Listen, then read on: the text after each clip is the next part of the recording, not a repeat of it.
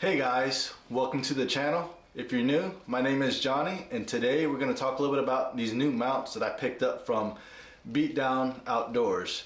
And I'm going to talk a little bit about what makes this mount unique to the other mounts that are currently out on the market, and just give you my first initial impressions. Now, depending on when you click this video, I doubt this video has grown much, but this is a very small, tiny YouTube channel. At the moment, I probably have just a little over 700 subscribers, and so this stuff I paid full retail price for. Beatdown didn't give me any discounts on all this stuff. The reason I came across this mount is I listen a lot to Bass Talk Live, which is a little podcast. I think Matt also has a YouTube channel. But Matt talked about them in his on his podcast, and it got me really interested. I started doing some research and decided to pick up these mounts. As part of my research is also why I decided to make a video on it, because I don't feel like many people are using them, and for the people that are using them, I don't feel like there's a whole lot of content about them. And so I'm hoping you find today's video helpful, and if you do, make sure you hit that like button, subscribe to the channel if you want to see more videos on this mount, and leave me a comment if you have any questions. So let's get right into it. Alright, as you can see from the unboxing video, the product itself is packed nicely. I ordered these mounts online and got a shipping confirmation really quick. They actually called and told me they didn't have a certain product in stock, and they asked what I wanted to do, so I thought that was great, and gave me a few different options. And I got the package super quick, and so here I am looking at the items here, and one of the things that you'll notice is that everything is super solid, right? And it looks like some high quality materials, which I want, you know, if I'm strapping this thing on my boat and running down the lake with my expensive graphs on there. Why don't we look at some of the items that were in the box in a little bit more detail. First item I want to talk about is this over the trolling motor mount, and as you can see, I got a center version. They make multiple versions of this. I want to say that this part right here is also you can also get it on the right side or the left side. This mount does include some heavy-duty bolts, and when they ship it, they put the bolts on the bottom, but to mount this thing, you would actually take the bolts out and mount it from the top.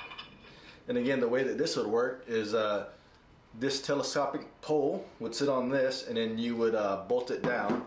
The mount itself has some threads in it, and again, super heavy duty. Now the mount did not come with any screws or bolts to mount it to the actual deck of the boat. I think they leave this option open because everybody's setup is a little different, but they did include these little guys. So these are basically like washers that will basically sit in between the deck of the boat and the actual mount itself. And so that's one less thing I gotta buy, so I'm super appreciative on that. And again, really impressed with the hardware. The mount itself looks like it's going to be heavy duty and will last. Alright, so here's the mount. What you do is you'll turn this guy, and then the pole itself will increase, making the mount a little bit taller. And if I don't, once you get in that position, you can just turn down this knob and it'll lock it in that position. If I didn't want it all the way up there, I can take it just halfway and adjust my knob, and it'll be that height. And so since I'm already zoomed out, let me show you how the actual dual graph mount itself goes into this guy. Now I went ahead and installed my 12-inch graph along with my 9-inch graph to the mount itself. That way you can kind of get a feel for what it looks like. And so first up on this pole right here, you have a this guy that comes out, right? And so that's something that you'll want to look into, and you won't be able to see it all that great from the current camera distance, but there is a little bevel there. And so with this part being a little bit wider, the actual mount won't come off, won't slide on. So you got to take this guy out first, and then what you're going to do is you're going to take this big old heavy duty mount itself, slide it down. So as you can see, like, it's stopped, right? And so I haven't made any adjustments to it. It just made it stopped on this current location. As you can see, you know, there was this one mount that we looked at earlier for this telescopic mount. right?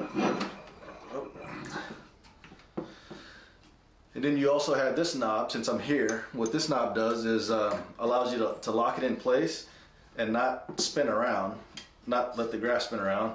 But then if you loosen it up, you can spin the graph like this, so that when you're running down the lake, you can make adjustments as needed. But then I'll do a close-up on this smaller knob. You won't be able to see it at the current camera angle, but there is a small knob here to my left hand. And what I'm going to do is going to pull that knob out, and it's going to allow the graph to drop. Right, and so I'll try to get some different camera angles for you so you can see that.